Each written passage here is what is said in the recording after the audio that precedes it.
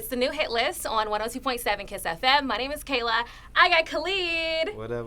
I've always wanted to sit and talk with you for so long. I've been a fan for a long time, so I appreciate you for being here. I appreciate that. Thank you for having me. I saw you on your Instagram. You do a heat stroke hot box series, but you haven't posted a video in a while. It's been a minute. So are we going to be consistent with it? Because I liked it. I thought it was extremely funny, and I am trying to get available to do it. When life comes at you, it comes at you fast. But I've been reminded, my friends and I that came up with the concept, they've been like, we got to shoot another episode. Yeah. Because it can't just be a one and done. It shows your personality, and, you know, like, it was cool. And I know the first episode, or one of the episodes that I saw was, like, the ASMR video, right? So you said that was, like, one of your guilty pleasures. Yeah. So do you have any other guilty pleasures that you want to share to us? Mukbangs. Okay, really? Sometimes, I can't get into watching people eat. Just for some don't reason. smack. Too much smacking, I'm off of you. Okay. But like sometimes it's nice when you're eating a meal, and feel like you're eating with somebody. I don't know. It's strange, but it's cool. I can't. I don't know why. Are you considered an introvert or an extrovert, would you say? I'm like an introverted extrovert. Okay. Like I feel like I'm extremely personable and I love people, but I love to be by myself too. Yeah. I find so much joy and comfort of just being in a room that's silent. I talked to my friend about that. They're like, I gotta sleep with the TV on. I'm like, no, I have to sleep in pitch black dark. Me too. No TV. Right.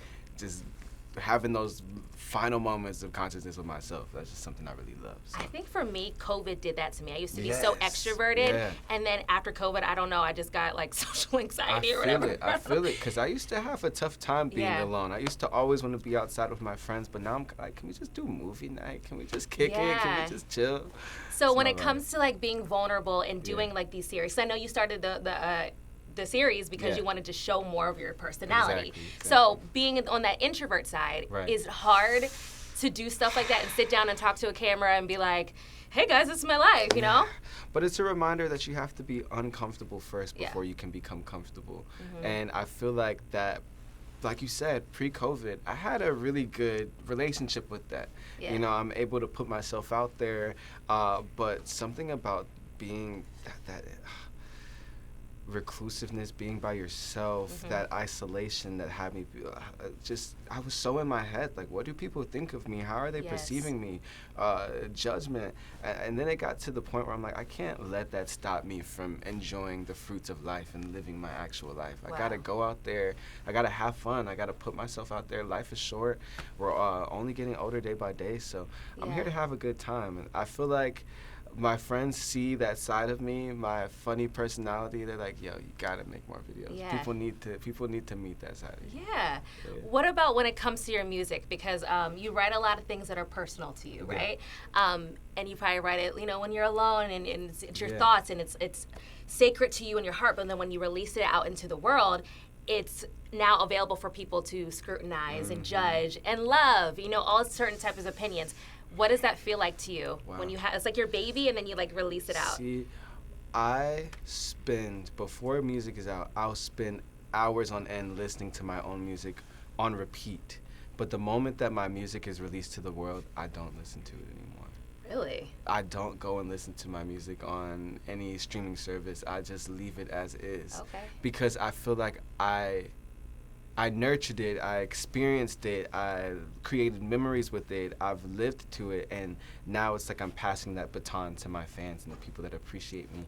And the moment that I do hear it is when I'm singing it live to them, because I'm feeling it now. Instead of listening to it, it's like I'm living with it and I'm feeling it. So that's a thing that I've like, because if I get too in my head listening to it while everyone else is listening to it, then I'll start to judge these songs that in the moment, obviously, I have to love them enough for them to be on the album. So I just let the music do its job. Well, it's the soundtrack. I love that. On that note, when you are performing it and you're on stage and you see your fans singing it back to you, I bet that's like such a surreal feeling.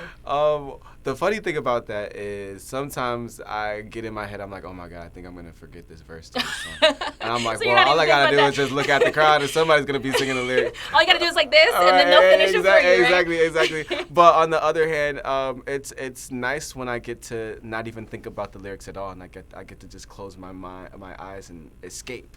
and just sing from the root of my soul.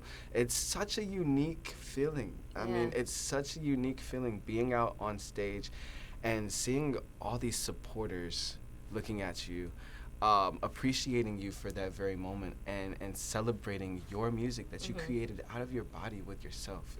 It's incomparable. It's incredible. Well, I mean, that's how I feel when I listen to Heat Stroke. I mean, I feel like I'm ascending every time I listen to it. When you wrote it, what were you feeling? I was feeling exactly that. I was ascending. I was floating. I was vibrating at an all-time high. It was an incredible feeling. It's one of those ones where it instantly brought me to the Malibu beach, and the mist is just hitting my face, and it just transported me there. When I close my eyes, I'm on a beach on vacation, having a good time. I love that song. Your album Sincere is out right now, and you said something on Twitter. You actually quote tweeted somebody who was, giving their opinion about your album, and you said, "This album isn't for you, and that's okay. I'm not going to be the artist you want me to be." And I think we should normalize, artists saying that to their fans who don't want them to evolve. I agree. Do you feel like you were ever kept in a space where you couldn't experiment and stray away from what people were introduced to you as? Yeah, because I started off really strong. I cemented my sound pretty early, but it was a sound that, I mean, does any of us know who we really were 8 years ago? It's like you live so much life, you change, you shed your skin, you grow up. And so I feel like the beauty about American Teen was it's lived experiences that you're hearing, but I've lived so much life then, and so it's like I have to remind people there's so much more to come. Like, this album might not be your vibe, but the next one you might listen to that and be like, wow, I don't want to turn this off. Music is subjective. It's to be judged and perceived. So I don't take it offensively. I'm like, if it's not your cup of tea, it's just not your cup of tea. And that's okay. 8 years ago, what was your evolution journey like throughout that time? Can you take us on how you got to where you are now? Vivid. A lot of right decisions. Just a lot of by chance moments where it's just like, I can't even believe that this is happening to me. It's almost why it ended up feeling like I was just living on autopilot, because I'm experiencing these things that one body just cannot manage. I'm like, oh my God. I'm like, 1 minute I'm in geometry and then social studies or wherever I'm at that time, and the next minute I'm performing in Byron Bay, Australia, and you're just like, how did I get here? How did this happen so quickly? But I'm being embraced with an immense amount of love and appreciation.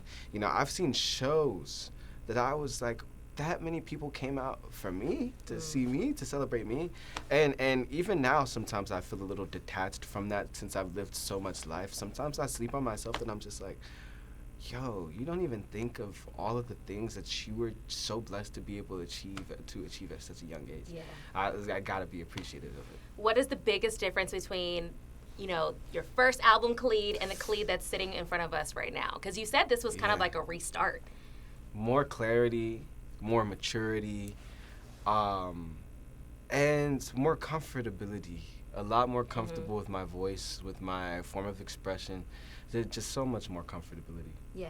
You did also say on some social media, I don't know what I was looking at, but you said, damn, can I cry first? Because I guess people wanted like the bangers, like the OTW version, but you did say more is to come. So is a deluxe coming with, we're going to get a happier vibe, maybe? It's so funny. I mean, it's almost like I'm like setting these stones that I look at later, like, okay, all of this started from here, where I feel like I'm transitioning into a more upbeat land. Okay.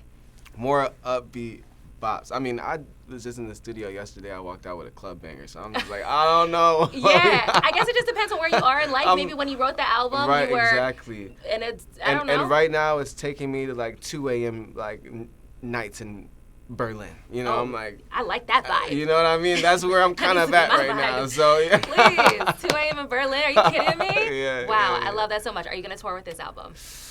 I want to, and we'll see how quickly I get this music done. Maybe this won't be the only music that you hear the next time that I tour. Maybe there'll be some more songs. Ooh, okay. You only had one feature on the album. Yeah. Why did you make that decision?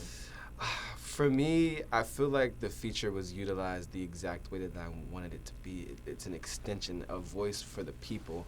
And so Arlo is incredible. It just happened naturally. In my mind, I'm like, there's going to be no features. But sometimes you just do a song that you love so much, you're like, this has to go on this album. Now, I'm open. So, hey, if you're out there and you want to collaborate, let me know. Oh. Open invitation right there. I'm open. But I did see that you and Normani were in the studio, so I had to ask about that.